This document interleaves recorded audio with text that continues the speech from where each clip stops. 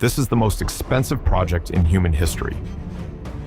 Neom, a city shaped like a line, dropped in the middle of the Saudi desert, 100 miles long, 9 million residents, mirrored walls, a bullet train, and, allegedly, 100% green energy. The price tag, $1.5 trillion. Not just a national vanity project. This was pitched as the next step for human civilization. No pressure.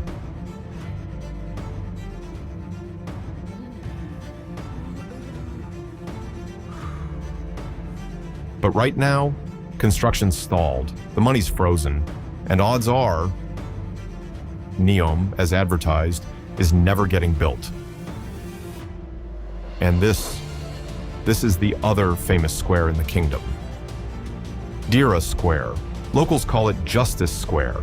Everyone else calls it something a little more blunt. Chop Chop Square. Public executions still happen here, beheadings, sometimes worse. So somehow, this is the same country building a $1 trillion mirrored utopia of the future. How does the most expensive project on Earth turn into one of its biggest write-offs? How does a country awash in oil money end up spending it like this? And why does a nation still enforcing medieval-style punishments keep insisting it's the most progressive, forward-thinking place on the planet? Buckle up, this one's a ride.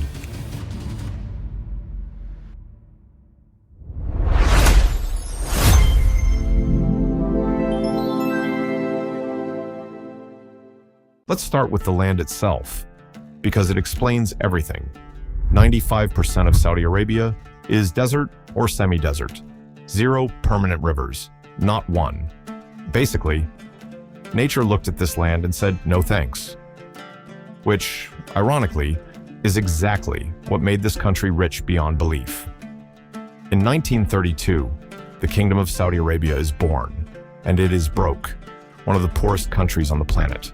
They scraped by trading with neighbors, mining a little gold, silver, copper, and they had one real asset, Mecca and Medina, the 2 holiest cities in Islam.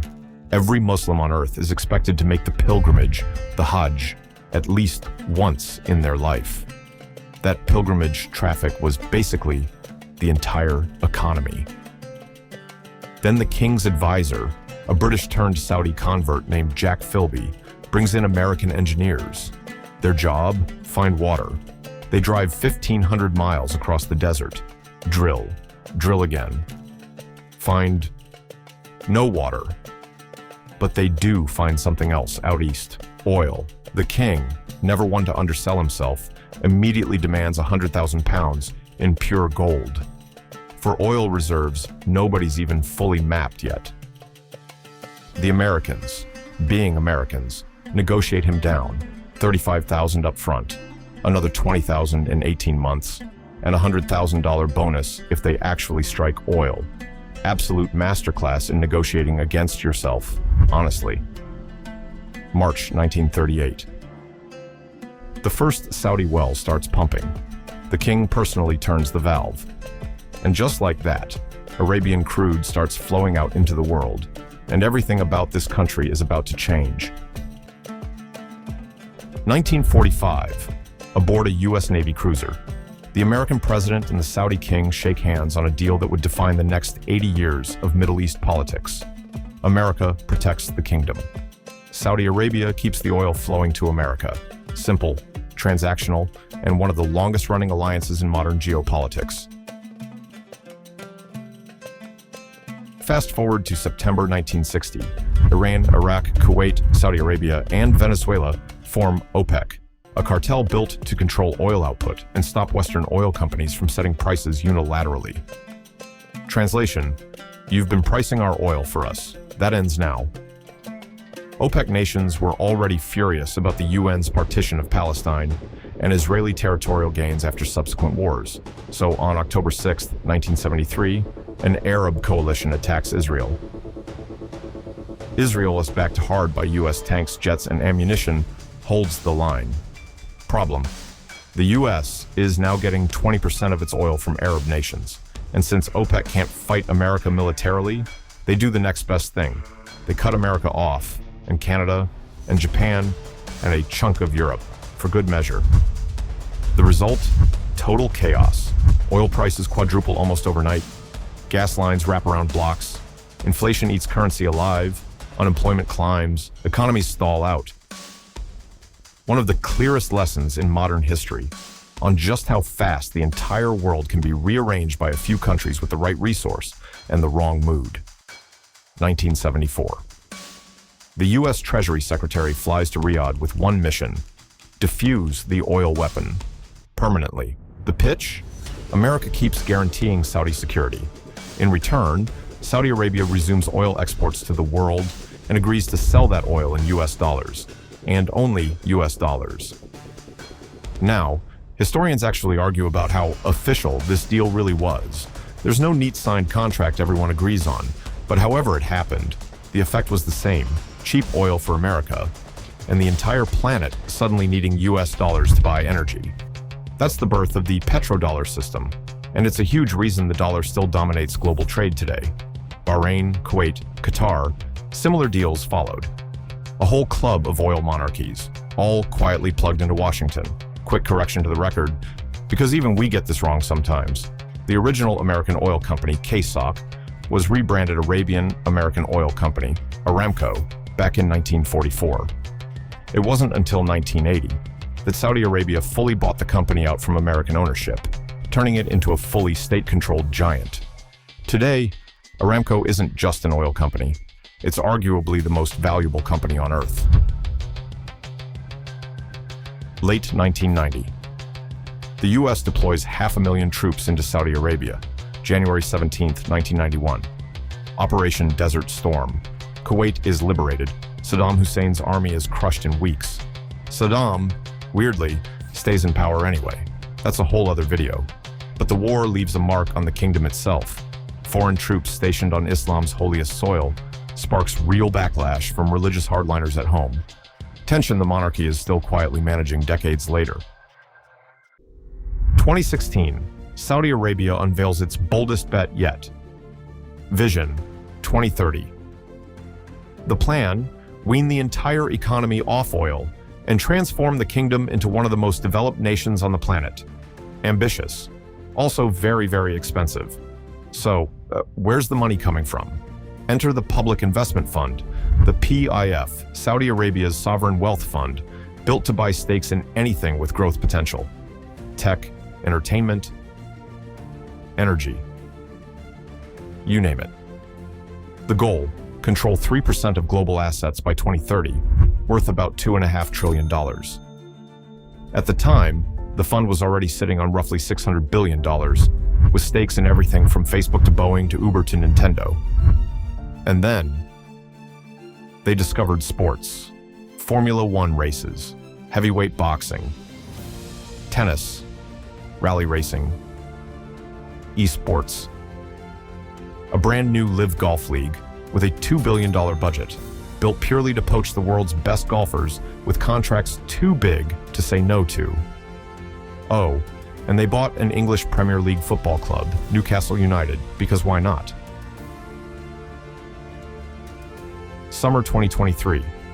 Obscure Saudi football clubs nobody outside the region had ever heard of start dropping billions on player transfers. Global superstars fly in by the plane load. The crown jewel, Cristiano Ronaldo, 2 years in the Saudi League. And he'll pull in over $500 million. Total sports spending so far, north of $100 billion. Other Gulf states have played this game before. Saudi Arabia just showed up and bought the whole casino. And in 2034, Saudi Arabia hosts the FIFA World Cup, the single most watched sporting event on the planet, with Ronaldo himself as the face of it all. Vision 2030 keeps snowballing. On the Red Sea, one of the busiest shipping lanes on Earth, Saudi Arabia starts building Oxagon, a futuristic port, Trojana, a mountain ski resort, and Sindala, a luxury island escape. The pitch: 40% of the world's population, within a 6-hour flight of all of it. And international airports already up. Palaces, villas, golf clubs, all built out for the royal family's, personal enjoyment. Sure, Check out this narrow strip of water, the Strait of Tiran, right across from Egypt's Sharm el-Sheikh. In 2017, after years of dispute, Egypt handed a pair of islands here over to Saudi Arabia. Why? Because those islands are the key to a planned bridge connecting Africa to the Arabian Peninsula, conveniently routed around Israel, a country most of the region still isn't exactly friendly with. Somewhere in all of this, Crown Prince Mohammed bin Salman becomes a global celebrity, magazine covers, the face of a new Arab generation. Just MBS. But global fame wasn't the whole plan. He had one more move left, and out of every Vision 2030 project, one was personal. His baby, Neom. Funny enough, Neom didn't start out insane. A Los Angeles firm pitched a long, sprawling city. Expensive? Sure. Revolutionary? Not really. Then MBS got involved. His pitch: take that whole city and fold it into a vertical line. And that's how we got this.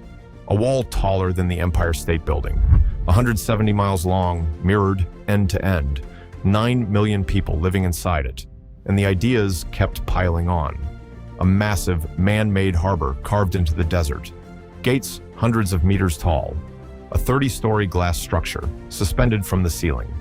A stadium for 45,000 fans. No streets, no cars, just a bullet train, end to end, in 20 minutes flat. Run entirely on renewable energy. This wasn't marketed as a city. It was marketed as a new way for humans to exist, which is a lot of pressure to put on a wall. Original budget, $1.5 trillion. Already the most expensive, most ambitious project in human history. A few months later, that number balloons to $4.5 trillion, just to finish phase 1 on schedule. By 2026, Saudi Arabia starts quietly pulling back. 20 planned modules shrink to 12, then 7, then 3. Today, construction has effectively stopped. The latest national budget doesn't allocate a single dollar to Neom. $64 billion has already been spent on the project. But get this, Saudi Arabia has now set aside $16 billion just to cancel contracts with builders. That's more money than they're planning to spend actually building anything through 2030. Foreign investors, who were supposed to help fund this thing, largely never showed up. In January 2026, the Asian Winter Games, which were supposed to be hosted at Trojana's ski resort in 2029, got postponed indefinitely. They handed the games to Almaty, Kazakhstan instead. At this point, it's safe to say, the line, as it was pitched in those glossy renders, almost certainly never happening. So here's the real question. Can a country that, until very recently, banned concerts, movie theaters, and restricted women's basic rights, a country still enforcing medieval-style punishment, actually transform into a nation of the future? Or is Neom just the most expensive rebrand in human history? If this hit different, don't just scroll past it. Send it to someone. Let them see it too.